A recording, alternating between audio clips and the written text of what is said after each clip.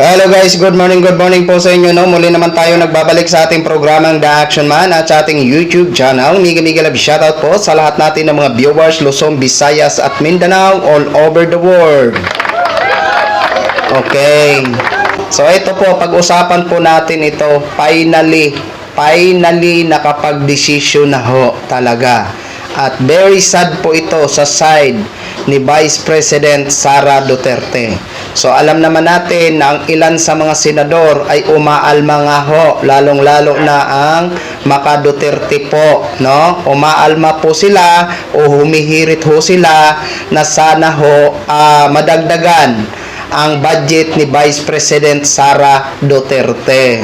Okay? So ito po mga ka-action, sabi nga ho natin sa ating mga last na mga live, no, sinuggest natin na sana maging zero budget muna si Vice President kung hindi niya man lang masagot lahat ng mga katanungan katanungan ng Kamara laban nga po sa mga pondo na iniimbestigahan sa House of Representatives, no? Kasi mahirap po yan na humihingi siya ng budget na napakalaki para sa 2025 na mahigit 2 bilyon. Buti nga ang inapprove ng Kongreso lang muna sa kanya is 733 milyon. So sa Senado nga po mga ka-action, last month na ibalita nga na ganun at ganun din ang i-approve nila kung ano ang inapprove ng Kongreso. Kasi nga, bigo din po si Vice na sagutin ang lahat ng mga katanungan ng House of Representatives ng Kamara. So, finally, nakapag-desisyon na, I think, na si, correct me if I'm wrong, na si Grace po ang chair ng budget deliberation dyan sa Senado. Hindi po ako sure ha, kaya sabi ko, correct me if I'm wrong.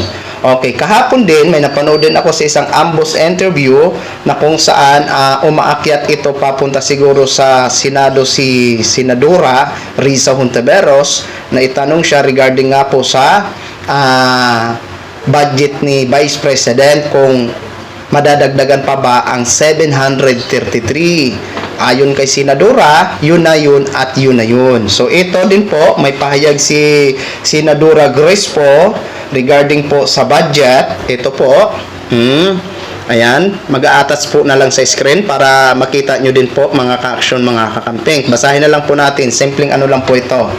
Ayan, yung napasa natin na budget, yun din ang pareho sa House na retain. Yung budget ng OBP 733 million. Senate Grace po. Oh, yun po. Oh, sana final na siguro ito mga ka-action. Ayan. Oh, yan po. Buti nga no. Buti nga po kahit marami siyang dapat sagutin na mga katanungan ng Kamara is na-approve pa rin ang nasabing budget na 733 million kahit papano, 'di ba? Oh, pasalamat pa rin siya. Pero alam natin na malulungkot ho siya dahil nga po hindi na-approve ang gusto niya at humihirit nga ho ng dagdag. Okay? Oh, wala ho tayong magagawa at salamat naman sa Senado na yun ang inapprove nyo dahil yan naman talaga ang dapat, di ba? Para nga sa amin ng mga ordinaryong Pilipino, dapat zero budget muna siya ngayong 2025 hanggat hindi matapos ang mga aligasyon laban sa kanya. Tama, mali, di ba? Kasi mahirap po yan mga ka-action, no? Sabi niya nga, naghihirap ang mga Pilipino, dapat kung sa tingin niya na naghihirap ang Pilipino, di siya marunong din magtipid. 'Di ba? Oh, okay lang naman sa atin, walang problema sa opisyal na humihingi ng budget. Wala pong problema sa amin. Basta ang budget ay mapunta talaga sa mga programa na inyong i-create na kung saan makinabang ang aming mga kababayan o kahit ako. Walang problema kung humihingi kayo ng budget. At dapat nakadetalye po yan at kung saan-saan na mga ano yan, at lalong-lalo na po may resibo. Yun po yung hinahanap namin, resibo, 'di ba?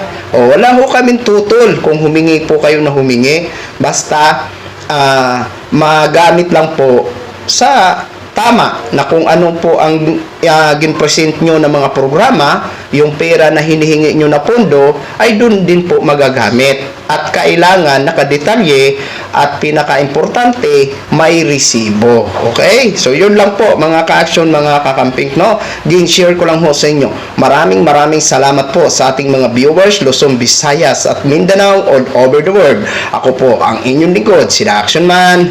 Have a good day, everyone. Beautiful.